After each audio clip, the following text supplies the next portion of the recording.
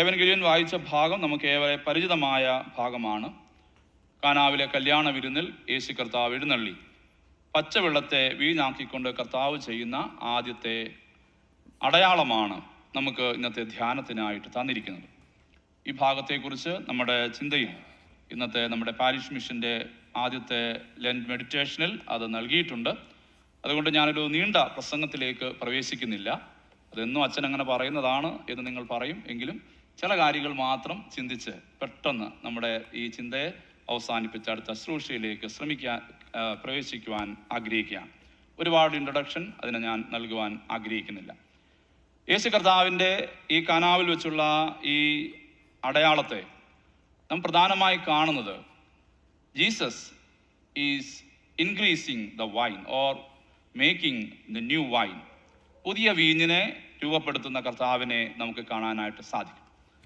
ഒന്നാമത് നമ്മൾ ഈ ഭാഗം കാണുമ്പോൾ നാം കാണുന്നത് ദൈവത്തിൻ്റെ അനന്തമായ കൃപയാണ്. കുഞ്ഞുങ്ങളുടെ മനസ്സിലാക്കാനുള്ള ഭാഷയിൽ പറയുന്നു ഗ്രേസ് അൺലിമിറ്റഡ്.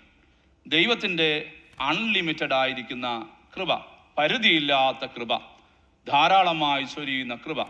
അതിൻ്റെ അടയാളമായി നമുക്ക് ഈ കാനാവിൽ വെച്ച് കർത്താവ് ചെയ്യുന്ന ഈ പച്ചവെള്ളത്തെ വീഞ്ഞാക്കുന്ന ഈ അനുഭവത്തെ നമുക്ക് കാണുവാനായിട്ട് സാധിക്കണം.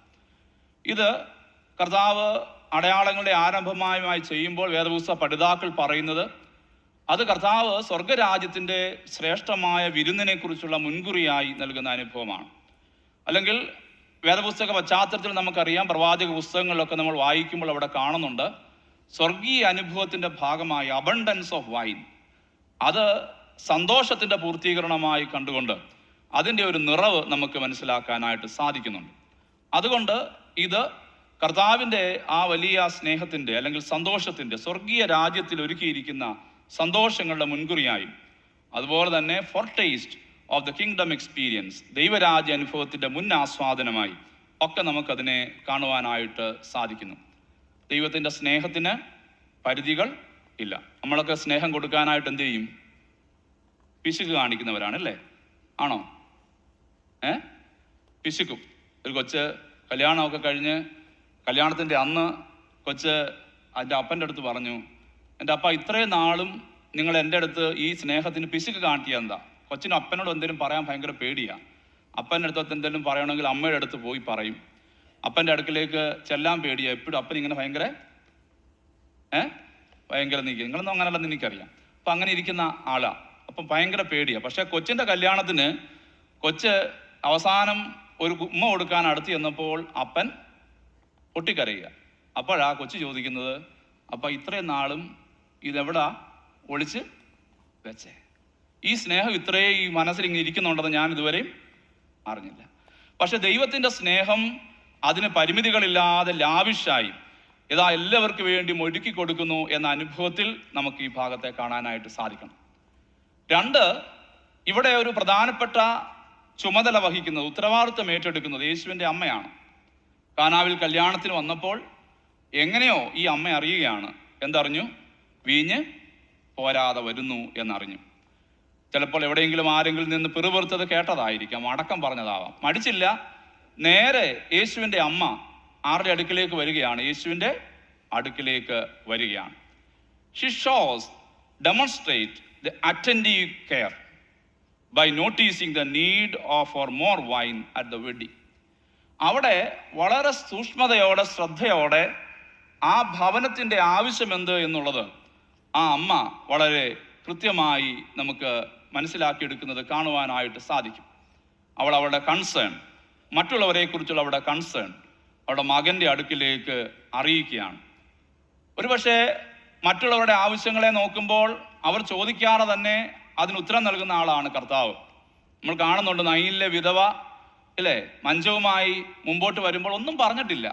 പക്ഷെ കർത്താവ് അത് കണ്ടപ്പോൾ കർത്താവിന് ഹൃദയം നൊന്ത് കർത്താവ് അവിടെ പോയി ആ കുഞ്ഞിനെ ഉയർത്തെഴുന്നേൽപ്പിക്കുന്നത് നമുക്ക് കാണുവാനായിട്ട് സാധിക്കുന്നു. ഒരുപക്ഷെ കർത്താവിൻ്റെ ഈ വലിയ കരുണയുടെ ഈ കണ്ണ് ഒരുപക്ഷെ അവൻ്റെ അമ്മയിൽ നമ്മൾ അതിനു മുമ്പേ തന്നെ കാണുകയാണ്. ഒരു ഭവനത്തിൻ്റെ ആവശ്യം ഒരുപക്ഷെ ലജ്ജയായിത്തീരുന്ന ഒരു അനുഭവത്തെ കണ്ടുകൊണ്ട് കൊടുക്കേണ്ട ശ്രദ്ധ കൊടുത്തുകൊണ്ട് ആ ഭവനത്തിൻ്റെ പോരായ്മയിലേക്ക് മകനെ ക്ഷണിക്കുകയാണ്. നമ്മുടെ ധ്യാനത്തിൽ പറയുന്നുണ്ട്, she is the representative of all faith community. എല്ലാ വിശ്വാസ സമൂഹത്തിൻ്റെയും പ്രതിനിധിയാണ്. She know the real Messiah.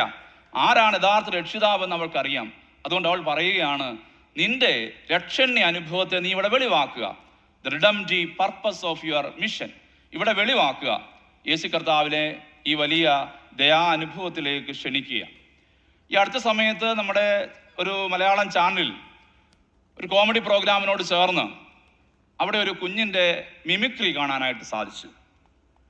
He is mimicking many sounds of birds and animals.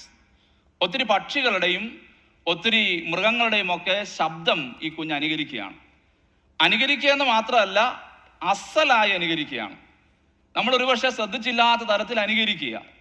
അപ്പോൾ ഇത് നല്ല രീതിയിൽ ഈ കുഞ്ഞ് ഒരു 10-15 മിനിറ്റ് പെർഫോം ചെയ്ത് കഴിഞ്ഞപ്പോൾ അതിൻ്റെ അവതാരകൻ അവിടെ ആ പ്ലാറ്റ്ഫോമിലേക്ക് ക്ഷണിക്കുന്നത് അവൻ്റെ 2 അധ്യാപകരെയാണ്. ഈ അധ്യാപകർ വന്നിട്ട് ഈ കുഞ്ഞിനെ കുറിച്ച് പറയുകയാണ്. ഈ കുഞ്ഞിനെ കുറിച്ച് പറഞ്ഞപ്പോൾ അധ്യാപകർ ഇങ്ങനെയാണ് പറയുന്നത്, ഇവൻ ഞങ്ങളുടെ സ്കൂളിൽ അടുത്ത കാലത്ത് ചേർന്നവനാണ്. അവൻ പഠിച്ചിരുന്ന സ്കൂളിൽ നിന്ന് അവനെ പറഞ്ഞു വിട്ടു. അവിടെ ഭയങ്കര ശല്യക്കാരനായിരുന്നത് കൊണ്ട് അവനെ ആ സ്കൂളിൽ നിന്ന് മാറ്റി. അമ്മയ്ക്ക് നാണക്കേട്, വീട്ടിൽ മറ്റു പല പ്രയാസം, അതുകൊണ്ട് അവനെ ഈ സ്കൂളിൽ കൊണ്ടുവന്ന് വിട്ടു. ഇവൻ്റെ പ്രശ്നമെന്ന് പറഞ്ഞാൽ ഇവൻ എപ്പോഴും പക്ഷികളുടെയും മൃഗങ്ങളുടെയും ശബ്ദം ഇങ്ങനെ ഉണ്ടാക്കി. എനിക്ക് തോന്നുന്നു, ഓർമ്മ ശരിയാണെങ്കിൽ അവനെ നാട്ടുകാർ വിളിക്കുന്ന പേര് മൃഗരാജൻ എന്നാണ്. അമ്മയ്ക്ക് ഭയങ്കര നാണക്കേട്. സ്കൂളിൽ നിന്ന് വന്നാൽ ഇവൻ ബാഗ് വെച്ചിട്ട് നേരെ പോകുന്ന ആടിൻ്റെ അടുക്കലാണ്. ആടിൻ്റെ അടുക്കൽ പോയി അതിൻ്റെ അകിടിൽ നിന്ന് പാല് കുടിക്കും. കോഴിയുടെ മുട്ട പൊരിക്കാൻ കൊടുക്കത്തില്ല, അവൻ അത് അടവച്ച് വിരിയിക്കണം. അവൻ അതിൻ്റെ പുറകിൽ നടക്കും. ഇങ്ങനെ ശല്യക്കാരനായ ഈ കുഞ്ഞ് അവൻ്റെ പുതിയ സ്കൂളിൽ വന്നിട്ടും ഇതേ കാര്യങ്ങൾ തന്നെ തുടർന്നു. ഇതേ സംഭവങ്ങൾ തന്നെ തുടർന്നു.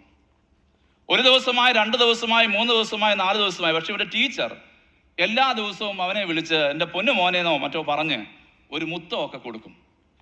കുറച്ച് ദിവസങ്ങൾ കഴിഞ്ഞപ്പോൾ ഈ കുഞ്ഞ് ടീച്ചറിനോട് ചോദിച്ചു,